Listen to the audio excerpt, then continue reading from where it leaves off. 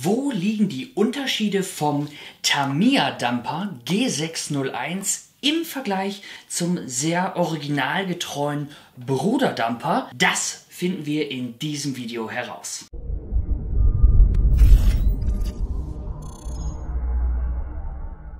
Um welche Fahrzeuge handelt es sich hierbei genau? Klar, es sind beides Volvo A60H, aber von zwei verschiedenen Herstellern mit zwei verschiedenen Verwendungszwecken. Beginnen möchte ich mit dem Tamiya G601 Volvo A60H. Das ist ein Tamiya RC-Bausatz mit einem 6x6 Antrieb und einer Achse, die vorne und hinten lenken kann. Dieses Modell ist ferngesteuert. Auf der anderen Seite haben wir hier ein Fahrzeug von Bruderspielwaren. Das ist mehr so in Richtung Sandkastenspielzeug. Dieses Teil hier verfügt auch nicht über irgendeine Elektronik, das kann man so im Einzelhandel kaufen und ist halt meistens für die etwas Jüngeren geeignet, die dann damit rumspielen. Aber es gibt eine sehr, sehr große Fangemeinde, die genau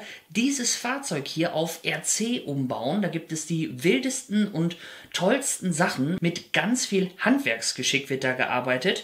Und dann wird aus so einem Dumper ein richtig tolles RC-Teil, kostet aber auch eine Mark 50. Nun möchte ich die beiden Fahrzeuge mal vergleichen und auf den ersten Blick sind sie sich natürlich sehr ähnlich, denn beide Fahrzeuge haben eine Volvo-Lizenz, aber den ein oder anderen Unterschied gibt es auf jeden Fall und ich bin mir sicher, den finden wir jetzt zusammen. Wenn wir uns die beiden Fahrzeuge mal anschauen, fällt zuerst die Farbe so ein bisschen ins Auge. Wir haben hier beim Tamiya einen doch sehr kräftigen Orangeton. Es kommt hier auf der Kamera gar nicht so rüber, aber wenn diese beiden Fahrzeuge nebeneinander stehen, ist es doch sehr, sehr stark zu erkennen, dass der Tamiya sehr orange ist, also wirklich so ein knalliges Orange, und der Dumper von Bruder, der hat dieses schöne klassische Gelb, so wie ich es auch vom Original kenne. Eine weitere Sache, die direkt ins Auge fällt, das ist der Höhenunterschied. Wir haben hier ordentlich Platz bei dem Bruder Dumper und deutlich weniger Platz hier bei dem Tamiya Dumper. Das fällt also auf jeden Fall schon mal auf. Dann ist es natürlich kaum zu übersehen. Der Tamiya hat hier solche Monster Truck Reifen, die performen wirklich gut im Sand, aber Scale ist das nicht. Absolut nicht. Also wenn man sich hier die Räder mal anguckt, die gucken wahnsinnig breit hier aus dem Kotflügel heraus. Dafür sinkt das Fahrzeug kaum ein auf losem Sand und kippt auch nicht um. Wenn du mal sehen möchtest, wie dieses Fahrzeug fährt, dann empfehle ich dir noch meine anderen Videos hier auf meinem Kanal. Dort habe ich den nämlich im Gelände mal richtig unter die Lupe genommen. Bei dem Volvo Dumper von Bruder sieht das Ganze doch ganz anders aus. Ich denke, man sieht es ganz gut. Die Räder schließen fast bündig mit dem Kotflügel ab und das ist wirklich, ja, ein sehr, sehr großer Unterschied von diesen beiden Fronten. Wenn wir uns die beiden Fahrerkabinen jetzt mal genauer anschauen, dann sehen wir, dass dieses Fahrzeug hier in matt gehalten ist. Wir haben natürlich klare Scheiben und wir haben hier richtig tolle Scale-Details dran. Also hier oben die Scheinwerfer gucken raus. Wir haben hier die Spiegel nochmal dran und ein Geländer, dass der Fahrer hier, wenn er dann aussteigt, nicht runterfällt. Hashtag Arbeitssicherheit. Hier oben gibt es eine Luke. Dort kann man dann von Bruderspielwaren auch eine passende Figur hier reinsetzen. Ich denke, man sieht es ganz gut. Und hier ist dann auch nochmal ein Cockpit nachgebildet mit Lenkrad und mit so einem Aufkleber ist dann hier nochmal die ganze Schalterkulisse, Tacho etc. abgebildet und ein kleines Blinklicht hier oben gibt es auch. Das ist allerdings ohne Funktion. Die komplette Front besteht hier aus Hartkunststoff. Das ist also ziemlich stabil. Wir haben hier vorne den Volvo Aufkleber. Das ist einer der wenigen Aufkleber hier an diesem Fahrzeug. Und hier die Lampen, die sind richtig schön dreidimensional. Die kann man richtig fühlen. Diese hier sind jedoch auch ohne Funktion. Wenn wir uns das jetzt mal beim Tamiya anschauen, dann fällt vielleicht als erstes auf, dass das hier glänzt. Woran könnte das denn liegen? Ganz klassisch RC-like, gerade auch Tamiya, haben wir hier eine Lexan-Karosserie und hier sind auch keine Scale-Details angebracht. Alles, was du hier siehst, wie zum Beispiel die Scheinwerfer, die er auch hat, sind hier angedeutet mit Aufklebern und auch hier dieses ringsherum, dieses Gitter, wo man sich festhalten kann, was der von Bruder hier hat, ist hier als Aufkleber dargestellt. Diese Haube hier erfüllt nämlich eine ganz andere Funktion. Hier kann man so ein bisschen was mitmachen, die ist stabil und das hier soll einfach nur nach Volvo aussehen, denn unter der Haube verbirgt sich hier die komplette Elektronik, wie zum Beispiel der Fahrregler und der Empfänger. Die Haube hier, die ist ganz leicht. Hier kann man auch keine Figur reinsetzen. Die kommt so lackiert von Tamiya. Können Sie mal wieder draufsetzen. Mit Scale hat das nichts zu tun.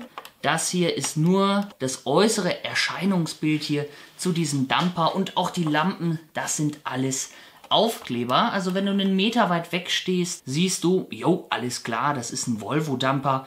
Aber wenn du näher dran gehst, siehst du natürlich, okay, der sieht zwar nach Volvo-Dumper aus, aber in Wirklichkeit ist es nur eine Karosserie, eine Lexan-Hülle. Das ist bei diesem Fahrzeug hier ganz anders. Wenn wir schon beim Thema anders sind, dann aber auch richtig. Das Seitenprofil unterscheidet sich bei diesen Fahrzeugen massiv. Wir schauen uns das hier mal an. Hier das Geländer, wo dann der Fahrer hier vorne runterklettern kann. Wir haben hier hinten auch noch so ein bisschen hier Auspuff und Motor und sowas. Ne? So ein paar Sachen, Aggregate, die hier hinter dann ganz normal sind, wie beim Original auch. Und du siehst schon, ganz detailgetreu haben wir hier einen Knicklenker und auch das Originalfahrzeug verfügt über diesen Knick. Das ist ziemlich cool. Du siehst auch hier richtig geländegängig. Wir haben hier also einen tollen Flex drin und genauso arbeitet das Original auch. Wir haben hier die Räder, einen schönen Abstand hier für diese Knicklenkung. Da ist also wirklich ganz viel Platz dazwischen. Hier ein Schmutzfänger und hier zwei kräftige Zylinder, damit dann auch die Mulde nach oben gedrückt werden kann, den Sand abladen kann und dann geht das Ganze wieder runter. Und hier hinten dann natürlich zwei kräftige Räder nochmal, um die Last auch vernünftig transportieren zu können. Das sieht genauso aus wie beim Original. Das gefällt mir richtig gut. Wir schauen hier nochmal nach oben. Ganz unspektakulär. Hier oben eine Luke. Das Blinklicht ohne Funktion. Hier die große Mulde. Da ist jetzt nichts Besonderes dran. Das kennt man. Das ist jetzt nichts Wildes. Schauen wir uns das Ganze auch von hinten nochmal an. Da muss ja so ein Dumper nicht wirklich viel haben. Hier hinten hat er noch zwei Lichter, auch die ohne Funktion. Das sind zwei Aufkleber und hier kann man dann nochmal auf die mächtigen Achsen schauen. Sehr, sehr schönes Modell und gefällt mir richtig gut. Würde ich auch irgendwie so mir in die Ecke stellen, muss ich ganz ehrlich sagen. Gefällt mir richtig gut. Wir schauen auch nochmal drunter. So sieht das Ganze aus. Hier der Triebwagen, der vordere Unterboden. Hier die beiden Starrachsen, die dann hier auch so ein bisschen pendeln können. Sehr, sehr cool. Also im Sandkasten macht das Ding richtig Spaß und auf RC umgebaut. Stelle ich mir richtig cool vor. Ja, ist nicht ganz günstig, aber ist bestimmt eine ziemlich geile Sache. Aber es gibt ja auch eine günstige Alternative von Tamiya und wie die im Vergleich hierzu aussieht, das schauen wir uns jetzt an. Deutlich kürzer und kompakter kommt der Tamiya G601 daher und bei diesem Chassis muss man sagen, dass es hiervon ganz verschiedene gibt. Wir haben hier den Volvo Dumper wie hier zu sehen, es gibt aber auch den Congo Head. Da haben wir dann hier, ja, ich sag mal so eine Art Hauber-LKW und dann hier noch so eine kleine Ladefläche oder irgendwie, ja, wie beim Pickup so ein bisschen sieht das aus. Musste mal schauen. Congo Head heißt das Teil. Und dann gibt es noch den Dynahead. Der hat dann Portalachsen spendiert bekommen und sieht aus wie so ein Truck-Trial-LKW. Also auch ganz interessant, aber wir haben ja hier heute den Volvo Dumper auf dem Tisch stehen, aber dieses Chassis gibt es halt auch mit verschiedenen aufbauen. Der größte Unterschied ist in meinen Augen, dass dieses Fahrzeug nicht über eine Knicklenkung verfügt wie das Original. Bei dem Bruder war es ja sehr detailgetreu abgebildet, das haben wir hier nicht. Hier geht das Chassis in 1 durch. Hier haben wir also kein Flex drin und hier ist diese Knicklenkung nicht vorhanden. Deswegen haben wir hier auch 2 Lenkservos. Das ist natürlich auch dem RC zu schulden, dass wir hier so ein bisschen Elektronik sehen. Wir haben hier einmal ein Lenkservo für die Vorderachse und hier hinten separat konnte man das auswählen, ein Servo für die Hinterachse, damit wir uns ein bisschen im Gelände auch vernünftig bewegen können, weil der Lenkeinschlag sehr gering ist, haben wir hier auch eine Hinterachslenkung und das funktioniert in der Regel ziemlich gut und die würde ich auch jedem empfehlen. Scale ist das natürlich nicht. Das hat nichts mit dem Original-Dumper von Volvo zu tun. Der hat diese Knicklenkung. Des Weiteren fällt natürlich auf, dass wir hier hinten keinen Aufbau haben. Hier ist die Lexan-Karosserie zu Ende. Wir haben hier auch keine Leiter, wo der Fahrer runtergehen könnte oder sowas. Das gibt es hier nicht. Und die Mulde, die wird hier noch von so einer Führung nochmal zusätzlich gehalten. Die kann man dann mit 2 Klammern befestigen oder halt hier oben lösen, sodass wir dann die Mulde bewegen können. Das können wir hier mal machen. So funktioniert das. Es läuft ein bisschen leichter als beim Bruder-LKW, aber bei dem Bruder-Dumper ist es so, dass mir hier diese Hydraulikzylinder deutlich besser gefallen. Die sind nämlich wie beim Original in dunkelgrau und deutlich kräftiger. Das sieht hier so ein bisschen aus wie, musste dran, weil es beim Original auch dran ist. Aber das ist hier halt so ein bisschen kleiner gehalten. Dafür laufen die sehr gut. Da ist nämlich so ein bisschen Fett drin und dann funktioniert das ganz prima. Hier versteckt sich übrigens das Akkufach.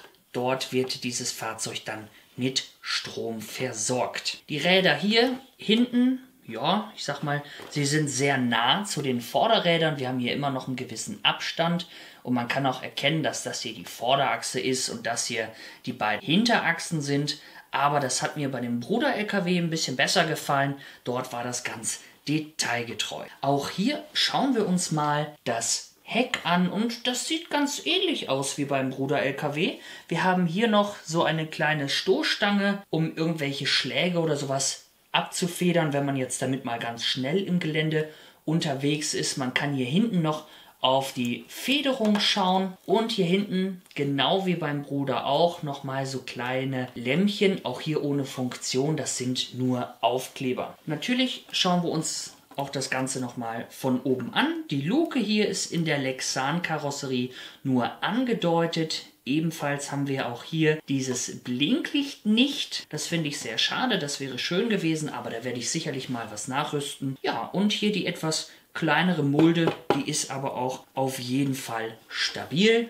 Und auch hier gucken wir nochmal unter das Fahrzeug und hier fallen uns dann ein paar Dinge auf. Wir haben hier einen deutlich geringeren Überhang an der Front des Fahrzeugs. Hier natürlich unsere Knicklenkung nicht, sondern das geht in 1 durch. Und auch hinten haben wir nicht diese schönen Starrachsen, die hin und her pendeln, sondern dieses Fahrzeug hier verfügt über eine komplette Einzelradaufhängung, ist aber auch komplett angetrieben als RC-Modell. Jetzt mein ganz persönliches Fazit. Wer gewinnt den Scale-Vergleich und was hätte ich mir vielleicht noch gewünscht? Bevor ich dich jetzt in deiner Meinung beeinflusse, schreib mir doch mal in die Kommentare, welches Fahrzeug findest du schöner gemacht und welches Fahrzeug würdest du für welchen Zweck verwenden?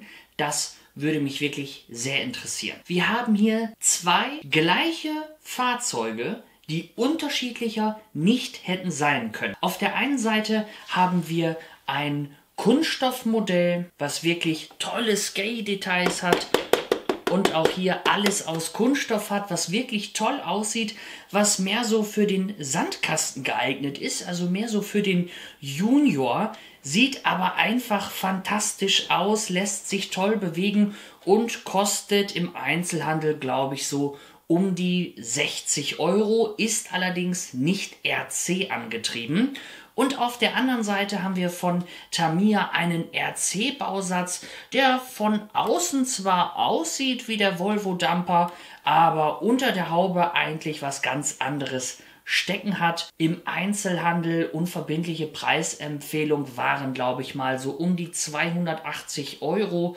bekommt man aber auch teilweise für 200 €. Vom Aussehen her und vom Scale-Faktor finde ich dieses Modell einfach fantastisch. Ich muss ganz ehrlich sagen, dieses Fahrzeug sieht super aus und wenn ich die Kohle übrig hätte, diesen hier auf RC umbauen zu lassen oder mir so ein Umbaukit zu kaufen, dann würde ich das auf jeden Fall tun. Wer es ein bisschen günstiger haben möchte und mit Abstrichen im Scale leben kann, der schaut sich vielleicht hier den Tamiya mal ein bisschen genauer an. Erst war ich tief enttäuscht, als ich dieses Fahrzeug zusammengebaut hatte, gerade auch für den Preis, sehr, sehr viele Farbunterschiede, aber dann war ich das erste Mal im Gelände und habe gedacht, hoppala, der kann ja doch was.